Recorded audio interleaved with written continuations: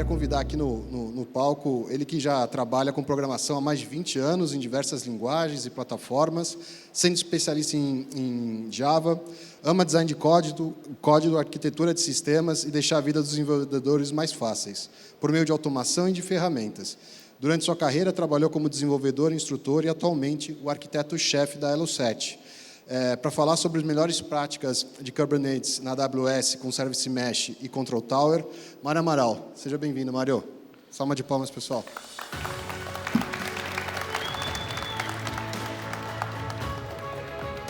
Fica à vontade.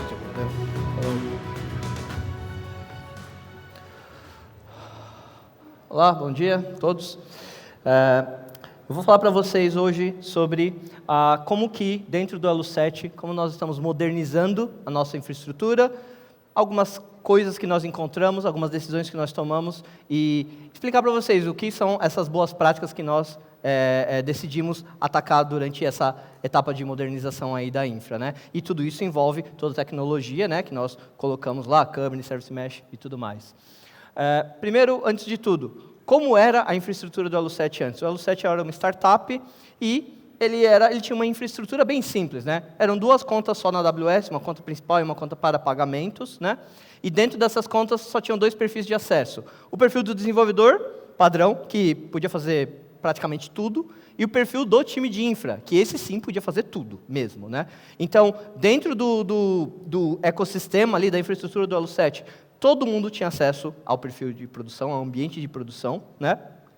E isso levava a gente, de maneira geral, a gente tinha muita autonomia e tinha pouco controle, né? Pouca rastreabilidade sobre o que estava acontecendo. Depois de um tempo, isso virou um problema, porque os próprios desenvolvedores começaram a achar um pouco perigoso todos eles terem todos esses acessos aí à parte de produção, por exemplo, o medo de fazer alguma coisa errada, né? E aí, cerca de mais ou menos um ano atrás, o Elo7 ele foi adquirido pelo Etsy, que também é um e-commerce que atua mais ou menos ali no mesmo, digamos assim, no mesmo core de produtos. Produtos que são customizados, personalizados, artesanais, produtos que são únicos, né?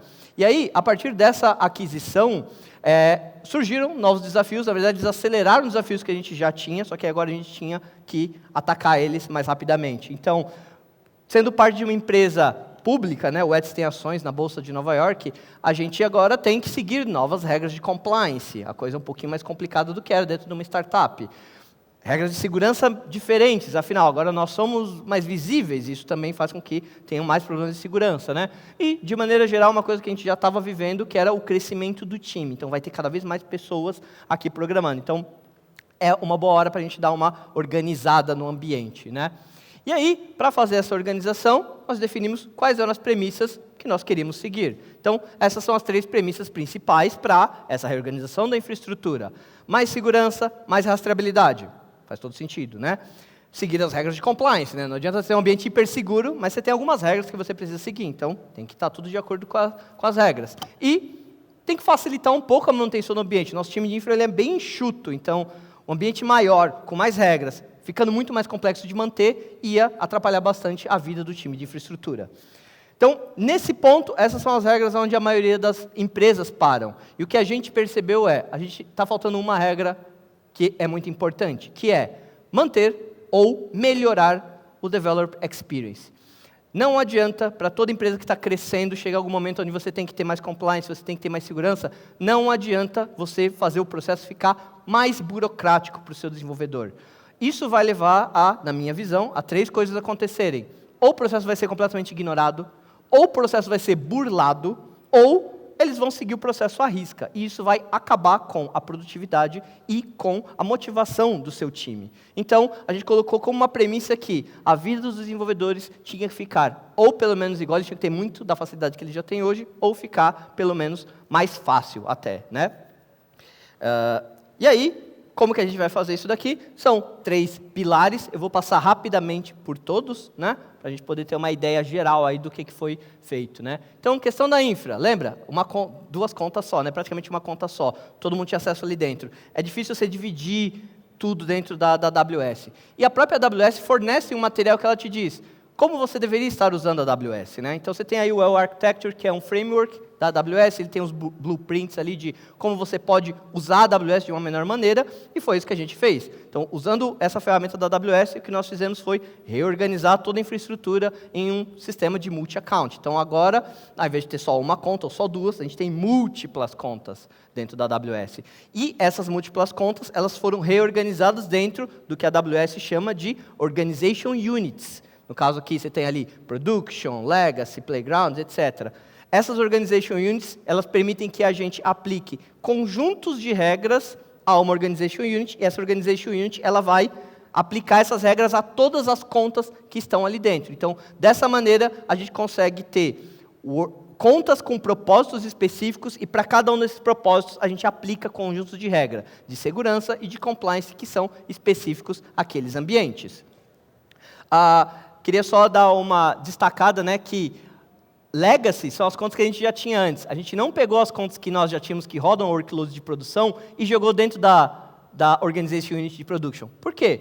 Porque as regras que existiam não são as regras que a gente quer ter hoje.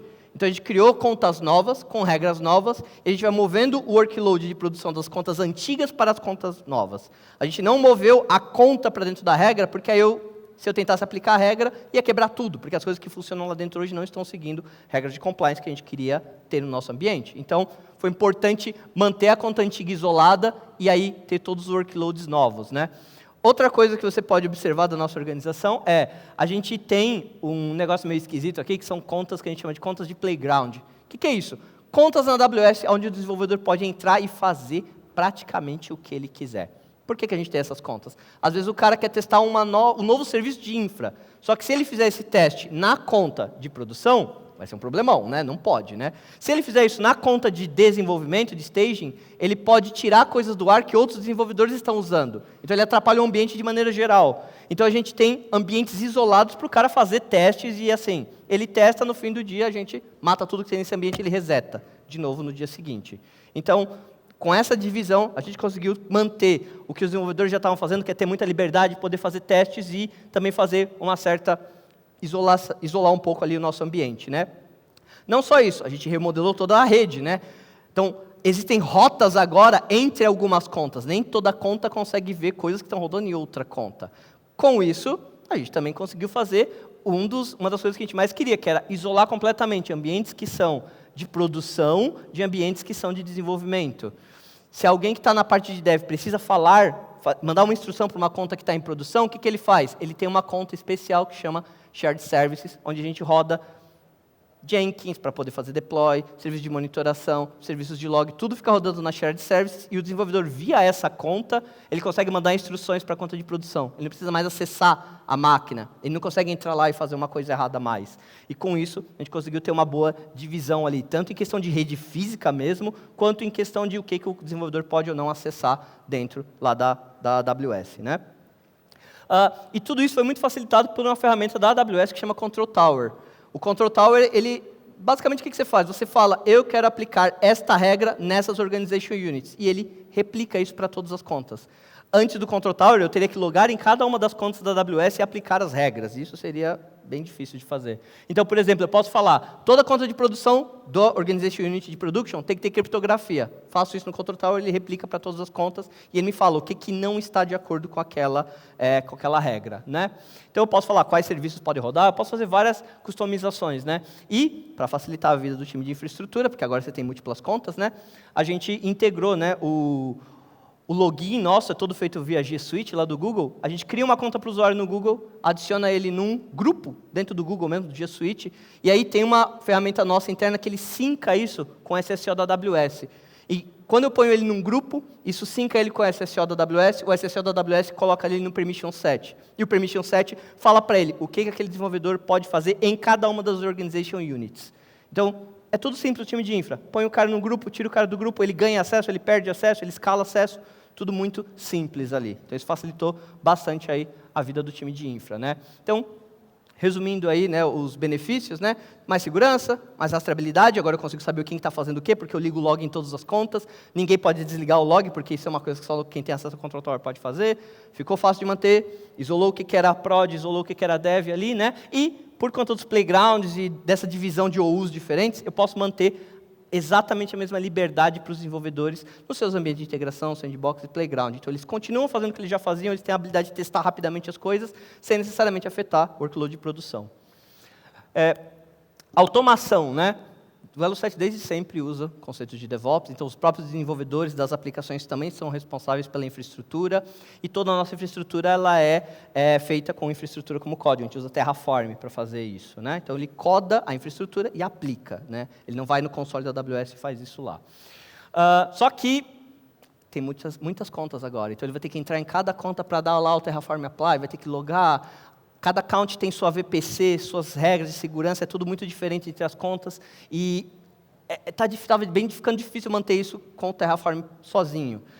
Então, o overhead em cima do time de infra estava ficando muito grande. Então, vamos modernizar isso também, aproveitar e fazer essa mudança. A gente incluiu algumas ferramentas no nosso pipeline. A primeira delas é o TerraGrunt. Ele é um wrapper em volta do Terraform, e isso faz com que o trabalho com o Terraform fique o mais prazeroso que é possível fazer, porque eu, particularmente, não acho o Terraform meio difícil de trabalhar. Mas o TerraGrunt facilita muito você poder fazer módulos que são reutilizáveis e, principalmente, aplicar esses módulos em múltiplas contas ao mesmo tempo. Fica bem mais fácil fazer isso ali, né? E aqui eu queria só comentar um pouquinho sobre o próprio pipeline. Como é que funciona? Lembra? É DevOps. O desenvolvedor vai falar o que ele quer fazer na infraestrutura. Ele vai abrir um pull request lá no GitHub, que é a ferramenta que a gente usa. E aí, quando ele abre o pull request agora, 2 processos novos acontecem automaticamente. A gente starta o Kix e o Atlantis. Eu vou falar o que esses 2 caras fazem. O Kix, ele é responsável por fazer análise estática do código. Então, aquele código Terraform que o desenvolvedor mandou um pull request, o Kix vai passar e olhar para esse código e vai aplicar um conjunto de regras, e ele vai comentar, como se fosse uma pessoa, em cima do código falando, olha, você não configurou uma senha para isso daqui. Olha, isso daqui está com a auditoria desabilitada. Olha aqui, essa senha aqui tem poucos caracteres. Então, ele vai aplicar um monte de heurísticas em cima daquele código para que aquela alteração de infra esteja compliance com as regras que a gente definiu. E o desenvolvedor vai poder olhar e falar, opa, peraí, esqueci de fazer isso, esqueci de fazer aquilo, vou fazer ali as alterações que eu preciso, né? Então, até agora, o time de infra nem está sabendo o que está acontecendo. Outra coisa que também acontece, quando ele abre por request, o bot, né, do Atlantis, né, que é uma outra ferramenta que a gente usa, ele entra lá naquele pull request, pega aquela branch, faz um clone e faz um Terraform plan. E aí o que acontece? O Terraform dá um output falando, estas são as mudanças que serão feitas nesse ambiente, se eu rodar isso daqui. Com isso, o que o desenvolvedor ganha? Às vezes, o Terraform se perde um pouco, você fala, eu queria alterar um recurso, e o Terraform fala, vou destruir e recriar. Aí, não, peraí, não é isso que eu queria. Eu tenho essa visão aqui no plane, ele vai falar para mim se ele está dando destroy, se ele está dando modify, o que ele está fazendo. Então, o próprio dev vai olhar e falar, opa, não era bem isso que eu queria. Então, eu vou lá e modifico aquilo, faço um novo commit, vai rodar todos os processos novamente. E aí, quando tudo estiver correto dentro do compliance e o desenvolvedor está seguro de a alteração que ele está fazendo faz sentido, aí sim o time de infra entra e vai fazer o review manual do PR. Mas aí ele já não tem que se preocupar em regras, ele já sabe que isso tudo já foi pego pela própria automação da infraestrutura, né? Deu tudo certo, o time de infra falou, tá ok, pode rodar esse negócio? O desenvolvedor ele vai entrar dentro do próprio GitHub e fazer um comentário a mais ali, ó, Atlantis Apply, e o próprio bot vai lá na infraestrutura que precisa e vai rodar o apply. E aí ele vai fazer isso para você. Ou seja, o desenvolvedor ele não tem acesso a rodar coisas no ambiente de prod, mas ele tem acesso a uma ferramenta, e essa ferramenta que tem acesso, né? Então, com isso, a gente consegue ali falar, olha, o desenvolvedor ele tem certeza que ele não vai fazer nenhuma besteira, porque já passou pela toda a parte de automatização. O pessoal de infra já deu o apply ali, já deu o approve, né? Agora ele está seguro que ele pode rodar o comando e não vai ter nenhum problema, né? Então, a gente aumenta ainda mais aí a segurança, né? Que o próprio desenvolvedor tem, que ele não está fazendo nenhuma besteira. Tem segurança, tem rastreabilidade. Aquele PR inteiro me fala tudo o que aconteceu. O que foi olhado do Kix, qual que é o resultado do Kix, qual que é o resultado do Atlantis, eu tenho todo o histórico do que aconteceu. O time de infra, ele é envolvido só no meio do processo, só ali para fazer o último review, e os desenvolvedores estão seguros, porque se na máquina dele ele rodar um Terraform Apply, ele sabe que ele não está quebrando a infra porque ele não tem acesso à infra.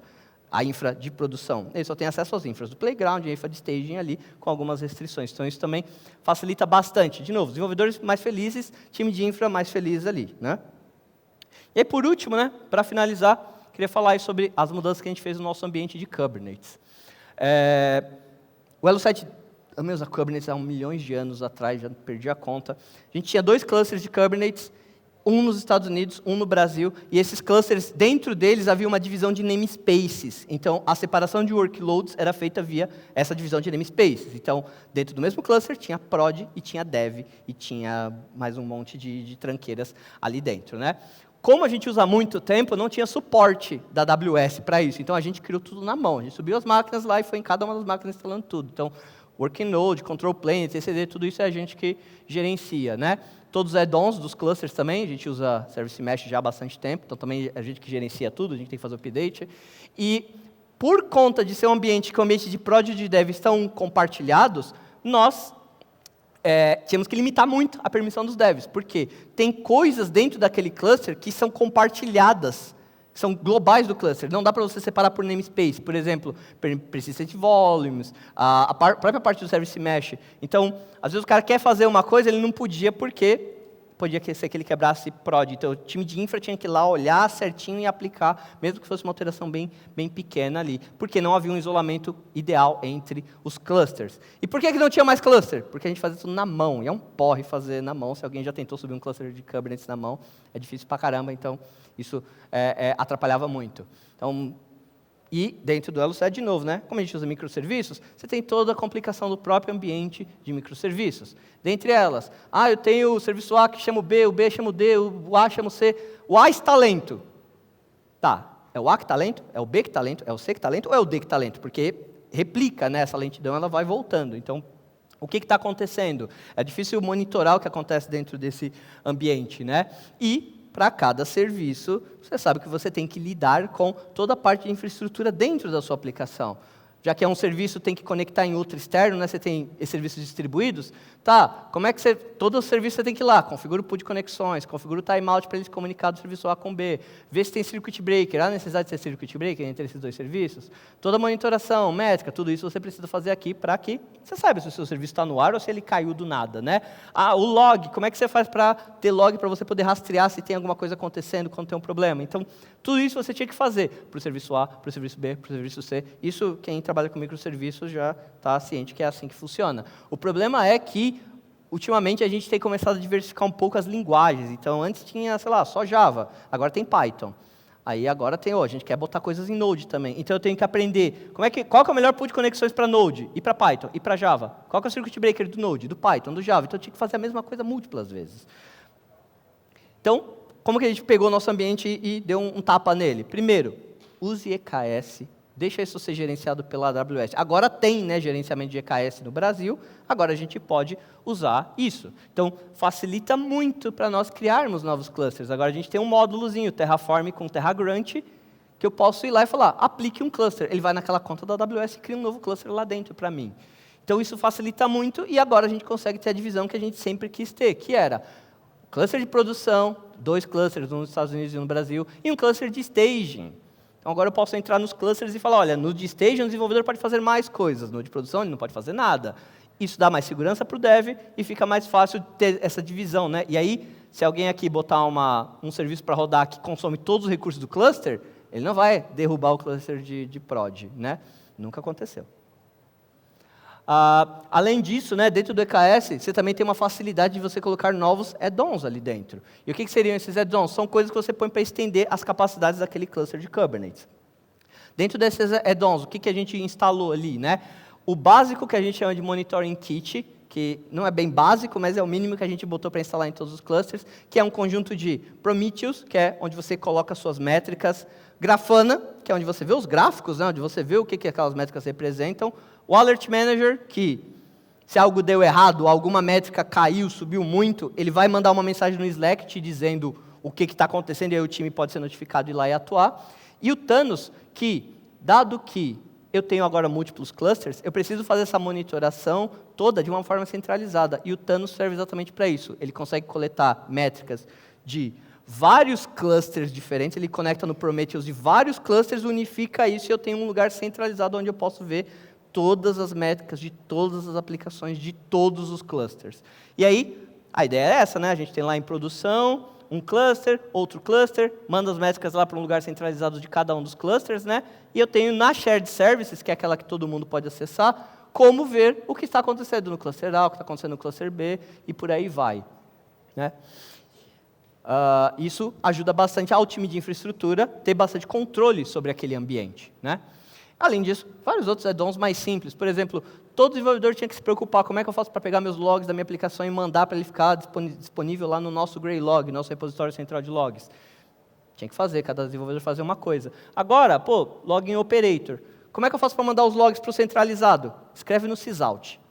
Só. Isso vai cair no cluster, o cluster vai pegar isso, vai agrupar e vai mandar para onde tem que mandar. Você não precisa se preocupar com isso. A gente já usava antes, né, Istio, então já tinha um Service Mesh ali. E o Service Mesh ele serve principalmente para controlar toda a camada de networking e, no nosso caso, ele também tem algumas alterações onde a gente consegue fazer Open Tracing de uma forma bem fácil, né? Fora isso, outras coisinhas que a gente vai colocando ali, por exemplo, se eu criar um DNS dentro do Kubernetes, ele já cria um DNS no Route 53 ali e faz o link dessas coisas, né, quando precisa ser público. Então, já tem vários outros pequenos add-ons ali, certificado, o HTTP, HTTPS, como é que converte de uma coisa para outra, tudo isso fica direto no cluster, né?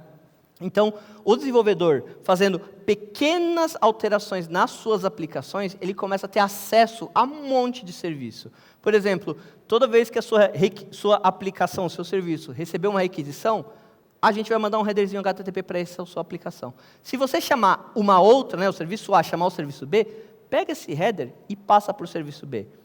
É só isso que eu peço para o dev fazer. E aí o que acontece? Quando ele faz isso, né, toda essa parte aqui, que antes ficava dentro da aplicação, ela vai direto ali para o cluster. Então o cluster agora cuida de log, cuida de monitoração, e essa parte de conexões também fica no cluster. A gente tira muito desse desse trabalho, né, dos desenvolvedores e passa isso para a infra. E aí, por exemplo, se você pegar esse header e repassar ele para frente, o que você ganha? Você ganha Open Tracing. Então a gente usa o Jaeger lá como uma ferramenta nossa. Toda chamada que é feita, eu consigo saber o tempo que ela durou. Isso a gente faz, a gente pega um percentual dessas chamadas, né, para monitorar. Quanto ela demorou de cada chamada, quem chamou o quê e quanto tempo cada um daqueles o quê chamou. Lembra aquele ponto de o serviço A chama o B chama o D? Eu consigo ter um mapa de tudo que está acontecendo e quanto tempo cada requisição durou. Como é que eu faço isso? Lembra que o desenvolvedor pegou aquele headerzinho e passou? O cluster consegue pegar esse header, ler ele e unificar aquela cadeia de chamadas todas e gravar isso no Jaeger para que eu tenha uma forma visual de ver isso depois. Deu um problema? O desenvolvedor consegue facilmente saber o que está acontecendo ali, sem nem mesmo precisar falar com o time de infra. Monitoração. Como você está rodando no Kubernetes, se você configura lá certinho os seus services, tudo dentro do Service Mesh, né? O que você ganha? A gente já criou alguns dashes no Grafana e só de você botar a aplicação para rodar no Kubernetes, você já ganha. Quanto ela está consumindo de memória? Quanto ela está consumindo de CPU? Como é que está o disco dessa aplicação? Ela recebe requests? Espera aí, se ela recebe request, quanto tempo estão levando os requests que chegam? Quanto tempo leva os requests que a minha aplicação faz? Ou seja, eu sei quanto tempo o request que chega na aplicação A demora para ser respondido. Eu consigo saber quanto tempo a aplicação A chamando a aplicação B, quanto tempo a aplicação B está demorando para responder. E a aplicação C? Eu consigo ter tudo isso sem nenhum trabalho extra do desenvolvedor. Ele põe a aplicação para rodar, ele já ganha isso daqui. Aí ele vai lá no nosso Grafana, minha aplicação é a XPTO, vai lá no combo box, seleciona a aplicação dele, o gráfico já mostra só a aplicação dele. Então, com todas essas práticas, né, que a gente foi colocando ali, a gente, de uma certa forma, conseguiu otimizar muito o nosso ambiente. Já era uma infraestrutura bem avançada, na nossa opinião, mas a gente ainda sempre tinha muito espaço para fazer mais ali, né? Então, em resumo, né, eu queria pegar e fazer um resumo aí de tudo que a gente fez ali, né? Cara, você usa AWS, ou se você usa Google, ou se você usa Azure, certeza que eles têm os blueprints dele. Eles têm lá as boas práticas que você tem que seguir. Pega e segue isso, já é o primeiro passo. É uma coisa muito básica, mas a gente não fazia antes, né? Então, já é o primeiro ponto ali para colocar. Isola seus workloads de produção e de desenvolvimento. Vai fazer os devs ficarem muito mais tranquilos, né? E a infraestrutura ficar também muito mais calma no fim do dia, né? Ambiente de playground. Eu recomendo bastante, porque se você deixa o dev, ele pode experimentar mais, ele vai trazer mais soluções, ele vai contribuir muito mais ali, se ele tiver um ambiente onde ele pode destruir coisas, criar coisas, sem se preocupar de estou quebrando nada. Lembra aquele lema da startup, né? Move fast and break things? Então, o ambiente playground ajuda bastante nisso, né? Automação, automatize o que der para automatizar. Se você faz uma certa coisa toda hora, não faça isso, automatiza, deixe de fazer, faz o computador fazer isso para você toda hora, né? E, inclusive, né, como o nosso próprio caso lá do Terraform, mesmo os processos que são manuais, o time de infra precisa revisar aquele Terraform para ver se não tem nada muito esquisito acontecendo. Mesmo os processos manuais podem ser, pelo menos, parcialmente automatizados. Dá para você passar lá o check de segurança, dá para você passar ali alguma coisa que vai deixar o desenvolvedor saber qual que é o output do que ele está tentando fazer, né? E caso, se você já tem um ambiente de Kubernetes, você tem esse tipo de ambiente dentro da sua empresa, seja rodando interno, seja rodando gerenciado lá pelo Google, pela AWS, se for possível, adote um Service Mesh, porque isso remove absurdamente complexidade de dentro da aplicação. Você joga essa complexidade para a infraestrutura e você resolve o problema uma única vez e, como a gente está crescendo o nosso time, crescendo os nossos serviços, colocando cada vez mais coisa em produção, cada vez mais os devs têm que fazer menos. Então, no final, a gente consegue escalar muito mais adotando uma solução dessa. E é basicamente isso daí que eu queria falar. Obrigado.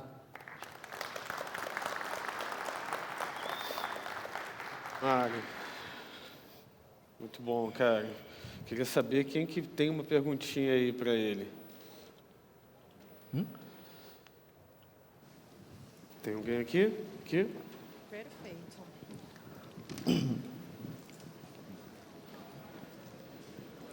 Oi, bom dia, Mário. Bom dia. Eu não sou da área tão técnica, sou da área de produto, mas convivo diariamente e também preciso que as entregas aconteçam o mais rápido possível. Queria entender um pouquinho, não é uma pergunta focada tanto em algum aspecto técnico, mas como que foi esse processo de transição e adaptação de todo o time de desenvolvimento para esse cenário? Porque, pelo que eu entendi, né, você traz uma complexidade maior de acessos e gerenciamentos, e isso eu vejo no meu dia a dia que isso às vezes é um problema, né? Precisa de um acesso para uma coisa, para uma outra. Se teu time central ali de plataforma ou de infra também não estiver preparado para isso, acaba bloqueando toda a velocidade dos times ou das squads, depende de como a estrutura é composta. Obrigado. Perfeito. O que a gente fez? Se você reparar alguns slides para trás, né? Não sei se eu não consigo voltar, né? Não tem problema. Voltar nos slides? Não? Acho que consegue. O pessoal está ouvindo a gente lá. Se precisar, a gente manteve a conta a conta que existe hoje, ela ainda existe, o legacy. Então, o que a gente está fazendo? A gente está fazendo essa migração.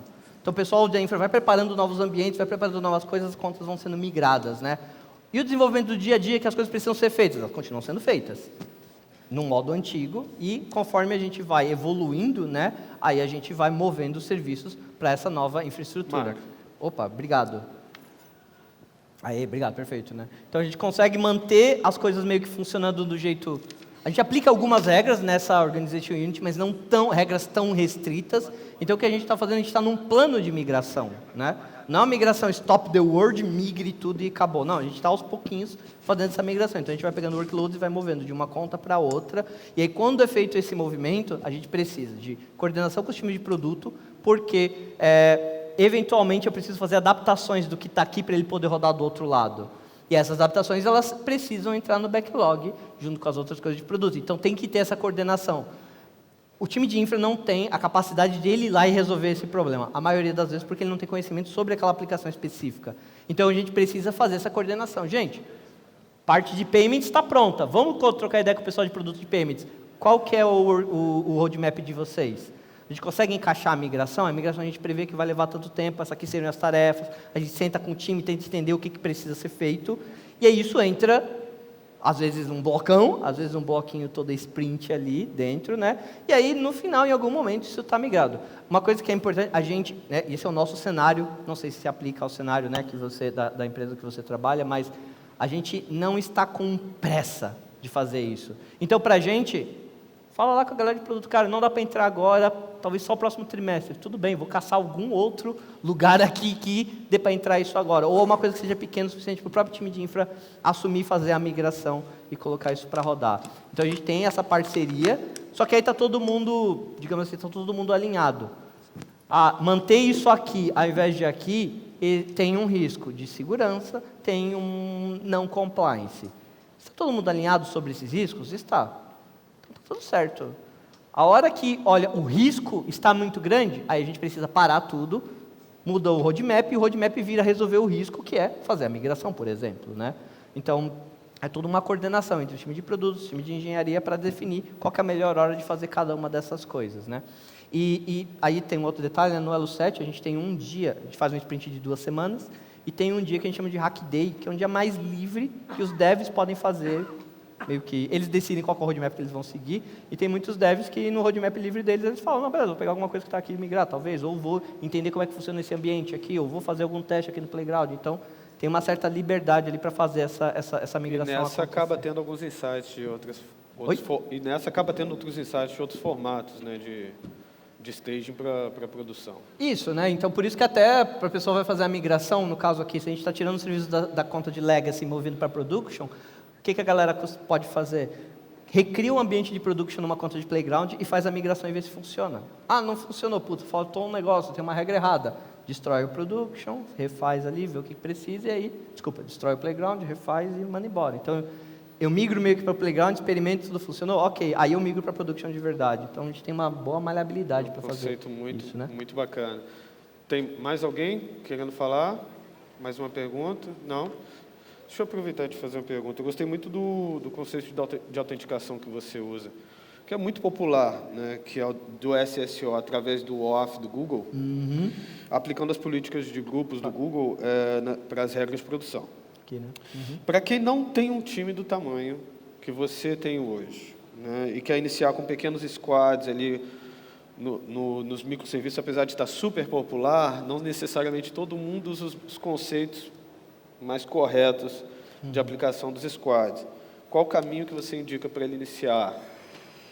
O que eu penso é microserviços, ela é muito mais uma arquitetura tecnológica que está alinhada a uma organização da empresa do que necessariamente uma decisão estritamente técnica. Então, Mais por exemplo, do que um feature de tecnologia. isso. Né? Então, por que a gente usa microserviços? Porque a gente tem, 100 pessoas trabalhando ao mesmo tempo. E fazer 100 pessoas usarem o mesmo repositório de código, quererem fazer deploy ao mesmo tempo, é difícil. Por isso que a gente quebra os serviços, para que os times tenham independência. Então, se o seu time é pequeno, você está começando agora com as coisas, se mantenha fechado. Se conseguiu um escopo separado, pagamentos, por exemplo, ok, foque em fazer só pagamentos. Eu vejo muitas empresas, elas, não vou dizer que é errado, porque cada cenário é um cenário, mas é uma ansiedade dos próprios desenvolvedores de, não, vamos quebrar tudo e fazer microserviços, só que é microserviço no time de 4 pessoas. E aí o problema que a gente fala é assim, quantos serviços cada pessoa está cuidando, né, dentro do time? Se é um time de 4 pessoas, você criar 4 serviços, cada pessoa vai ter que cuidar de um. Se você fizer 8 serviços para 4 pessoas, agora cada um cuida de 2, né? Então isso vai escalando maior do que o número de pessoas. Teoricamente, você tem que escalar primeiro o número de pessoas e depois o número de serviços. Tem que ter sempre em mente que se tudo pegar fogo, o que você vai conseguir fazer na hora de você vai ter que achar ali o que fazer, né? Diga. Em relação ali ao próprio, essa questão de permissões e tal, Sim. A AWS ela tem um suporte muito grande a você fazer essas integrações ali, né? E a gente achou essa feature de, olha, eu posso associar isso com qualquer coisa do G Suite. Pode ser o OAuth do Google, como pode ser o OAuth da Microsoft. Qualquer uma, não tem problema. E eles têm e a gente usa um processo que a gente faz um sync mesmo, assim. Parece que é uma coisa de outro mundo, mas não, tem um processo que roda lá de hora em hora, ele vai no Google e fala, quem está em qual grupo? Sim. Essa pessoa está nesse grupo. Vai lá e põe as permissões e tira as permissões dela. É uma coisa meio simples, feita de maneira... É simples, mas não é simplório, né? Porque ele resolve um problemaço pra gente. Então, Ele às vezes tá você não te precisa de dando uma uma solução... camada a mais de proteção. Isso, gera uma camada a mais de proteção. Não precisa ser um negócio hiper complexo. Às vezes a gente pôs um serviço para rodar de hora em hora que pega no Google que usuários estão em que grupos, vai na AWS e aplica as permissões para ele. É basicamente isso que faz. Sim. Então, não precisa ser uma coisa muito complexa. Dá para você começar pequeno e ir ampliando a complexidade conforme o seu ambiente vai aumentando de complexidade. Agora, para quem tem um time maior, né? Lá, todo mundo com seus squads, com os microserviços bem definidos, etc.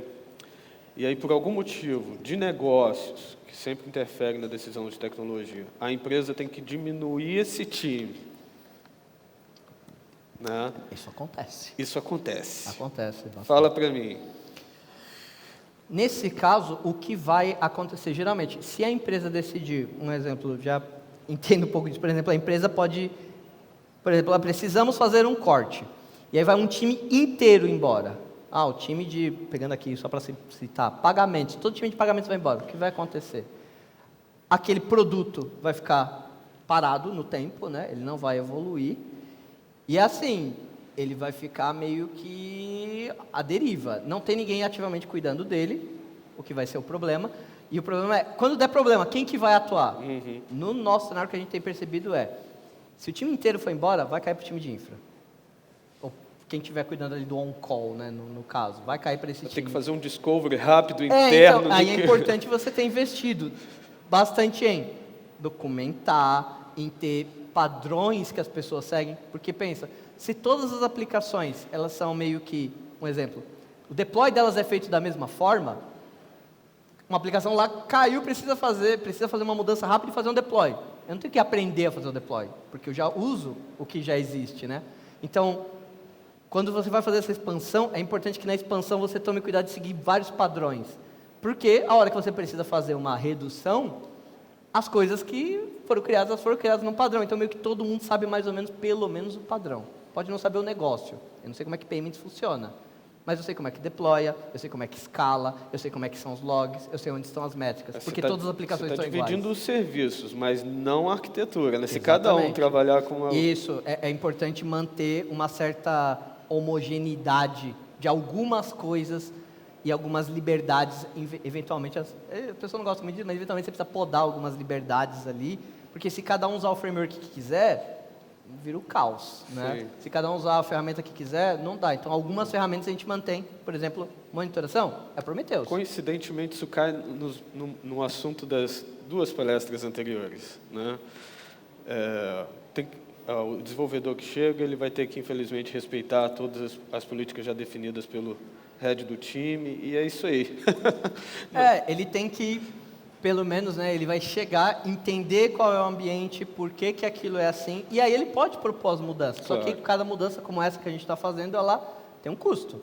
Tem que parar um time inteiro para fazer uma migração, né? Então, as mudanças elas não são nem rápidas, nem baratas, e elas têm que ter um propósito muito bem definido. Essas que a gente está propondo, elas são com um propósito bem definido ali, né? Outras que são mais sim. da vontade do dev, aí ele vai ter que convencer um comitêzinho ali para ajudar ele a fazer, senão não vai rolar. Muito bom, Mário, eu te agradeço, tá? Beleza. Muito obrigado mesmo. Obrigadão, valeu. Pessoal, fiquem aí com a gente, que a gente vai falar mais um pouquinho com outro palestrante. Beleza, gente. Valeu. Obrigado, hein?